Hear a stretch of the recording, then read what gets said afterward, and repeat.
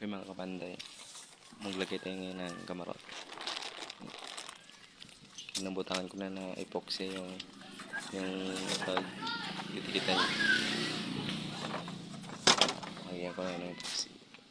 Ayan yung kamarot.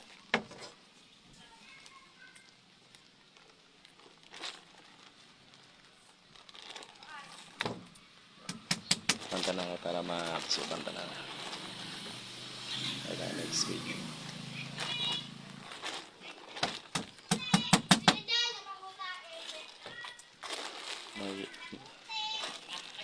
Mapanday siya like lang mapanday. Thank you for support.